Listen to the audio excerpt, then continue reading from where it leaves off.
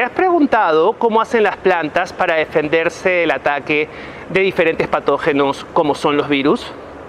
Las plantas tienen un mecanismo llamado RNA interferencia común a todos los eucariotes que ha sido aprovechado por la biotecnología para defender a las plantas contra diferentes plagas. Esta tecnología ha sido utilizada en investigaciones para el continente africano que consisten en proteger al camote contra el ataque de gorgojos. Una investigadora peruana egresada de la Universidad Ricardo Palma estará con nosotros para contarnos sobre esta novedosa técnica.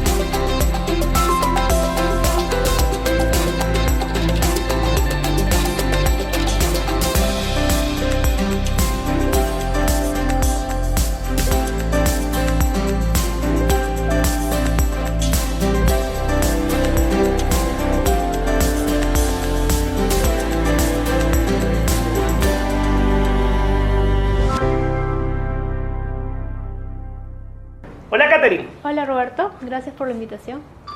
Gracias a ti por estar con nosotros. Cuéntame, Catherine, un poco sobre tu investigación de doctorado en Bélgica. Bueno, yo hice mi tesis de doctorado en la Universidad de Gante y se basó en la aplicación de ARN de interferencia, conocido como ARNI, para controlar una plaga de camote en dos especies de gorgojo en África subsahariana, las especies Scillas punticolis y Scillas bruneus. Cuéntame un poco cómo funciona este RNA de interferencia como un mecanismo de defensa natural. Bueno, RNI es un proceso natural y conservado que ocurre a nivel post-transcripcional en organismos eucariotas. Este proceso lo que hace es silenciar la expresión de genes, lo cual es desencadenado por moléculas de ARN de doble cadena, ¿no? Y que esto conlleva al reconocimiento y degradación del ARN mensajero, el cual es complementario a la secuencia del dsRNA o ARN de doble cadena. Y digamos, ¿qué cambios hay que hacer para que...? Porque este es un mecanismo de defensa contra virus, ¿verdad? Sí, así es. Y tú lo estás utilizando para atacar insectos, gorgojos, creo.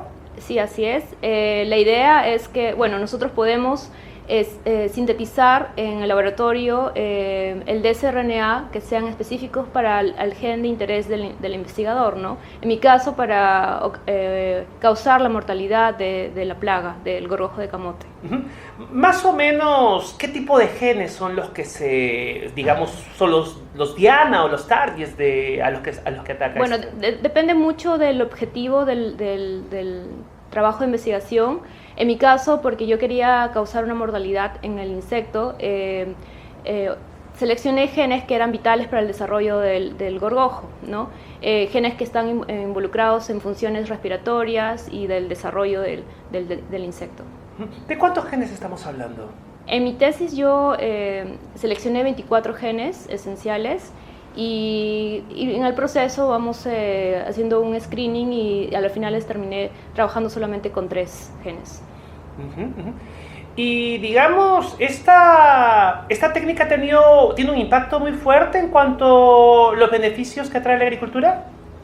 Sí, bueno, todavía hay un montón de proyectos en desarrollo, pero hay ya cultivos que ya expresan el dsRNA, por ejemplo, en el caso de maíz, contra la plaga de diabrótica virgífera, ¿no? En el caso puntual de África, cuéntame un poco cómo llegaste tú a interesarte en la investigación de los problemas que tienen en África. Bueno, yo empecé trabajando en el Centro Internacional de la Papa, también en proyectos de camote, y bueno, como la mayoría de los proyectos son relacionados con África, entonces me dijeron para que pueda ir a trabajar por un tiempo en Nairobi, en Kenia. Y bueno, ahí estuve un año trabajando en un proyecto de camote y luego, después de ese periodo, decidí hacer un doctorado, y para lo cual contacté profesores de la Universidad de Gante. Escribimos un proyecto y concursamos, y luego me fui para allá, ¿no? Tú tienes varios artículos científicos ya publicados sobre este tema, ¿verdad? Sí, tengo, para mi tesis escribí 3 artículos que ya se encuentran publicados. Todavía me encuentro escribiendo uno del último capítulo de mi tesis, y ya, espero que sea publicado pronto. Cuéntame un poco, ¿qué futuro tú le ves a esta técnica del RNA interferencia? Yo creo que bastante futuro, porque es una técnica que es muy amigable ambientalmente, debido a la rápida degradación del dsRNA, y porque es muy específico, ¿no? al insectos, ¿no? Que tú seleccionas como objetivo. No hay, digamos, una reacción cruzada que ataca a otro insecto, porque es el gen, bueno, exactamente, ¿no? Esos detalles se tienen que estudiar, porque también puedes atacar otros insectos que no son objetivo, ¿no? Entonces hay ensayos, también la secuencia que tú eliges de dsRNA tiene que ser muy específica para el insecto, y bueno, son un montón de ensayos que se tienen que hacer después. Recuerdo que estuvimos conversando y tú me dijiste que parte de tu investigación se había centrado precisamente de que atacaba de diferente manera a 2 especies de gorgojo, ¿no? Sí, bueno, ARNI nunca fue estudiado en esta plaga, entonces yo inicié con el estudio de ARNI en el gorgojo de camote. Y bueno, eran 2 especies con las que estaba trabajando, como mencioné, Xylella ponticollis y Xylella bruneus, y no sabía cómo iban a responder a ARNI.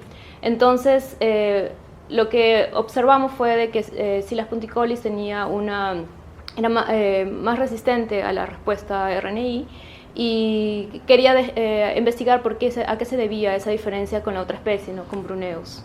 Tengo una curiosidad personal sobre herramientas bioinformáticas. ¿Tiene alguna contribución a la investigación en RNA? Sí, por supuesto, porque para seleccionar los genes que uno quiere silenciar, tienes que seleccionarlos con data de genética, ¿no? Entonces yo, por ejemplo, tuve que trabajar con el transcriptoma de estos 2 insectos, y para seleccionar tuve que usar herramientas para alineamientos con otras especies, y utilicé Python porque, como sabrás, un transcriptoma es pesado, entonces en Windows puede demorar mucho más, y para facilitar obtener estos resultados más rápido utilicé Python, ¿no? Ok, Kateri, me gustaría preguntarte un poco sobre tu vida universitaria en la Ricardo Palma. En primer lugar, ¿cómo decidiste que querías ser bióloga? Bueno, yo sabía desde muy pequeña que me gustaba la investigación, me gustaba todo lo que era relacionado con procesos biológicos. En ese momento yo pensaba estudiar medicina, pero ya en la adolescencia, cuando nuestro colegio nos llevó a diferentes universidades para que nos explicaran las carreras y en qué constaban, una de estas universidades fue la Universidad Ricardo Palma, y me gustó bastante la currícula que ofrecía la Ricardo Palma, y me di cuenta que lo que quería no era medicina, sino era investigar, ¿no? Y por tanto era mejor estudiar biología. Y digamos, una vez que ya estabas dentro de la Universidad Ricardo Palma, ¿recuerdas alguna vivencia particular o algún profesor tal vez? Sí, recuerdo muchos, especialmente el profesor Hugo González, porque él, si bien no recuerdo, él enseñaba el curso de biología molecular y celular, y a mí me encantaba todo lo que nos enseñaba, ¿no? Y me marcó bastante, porque eso fue justamente lo que ahora hago, biología molecular. De ahí otra vivencia fue que hubo una salida de campo en otro curso con la profesora Flor de María, nos llevó al Centro Internacional La Papa, ¿no? Y me gustó bastante las investigaciones que hacían allí. Y fue así que decidí hacer mis prácticas preprofesionales y ya hice toda una trayectoria en investigación en el Centro Internacional de La Papa. Cuéntame un poco sobre cómo es la vida de un investigador en Perú y la diferencia, pues, como investigadora en el extranjero. Bueno, para ser sincera, no es fácil. Creo que ahora hay mucho más posibilidades de cuando yo salí de la universidad.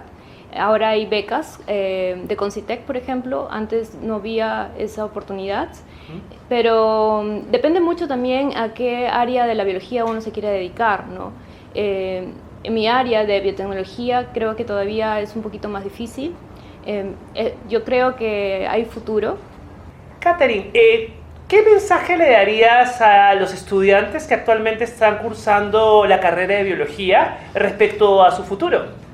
Bueno, que crean en ellos mismos y sean perseverantes en los objetivos que se tracen durante su carrera. Yo creo que uno puede lograr todos los objetivos que uno se compromete, simplemente hay que ser constantes. ¿Alguna precisión, un consejo particular para los que desean continuar su carrera en el extranjero? Sí, que lean mucho, que no tengan miedo y contacten a los profesores principales de las otras universidades. Estoy segura que ellos estarán muy felices de hacer proyectos en colaboración. Financiamiento hay, ya sea internacional como nacional, y que también tengan muy bien su inglés, porque con el inglés se abren mucho más oportunidades para realizar estudios de doctorado, de maestría. Muchas gracias, Catherine. Ha sido una entrevista muy entretenida, muy divertida y muy llena de conocimiento. Gracias.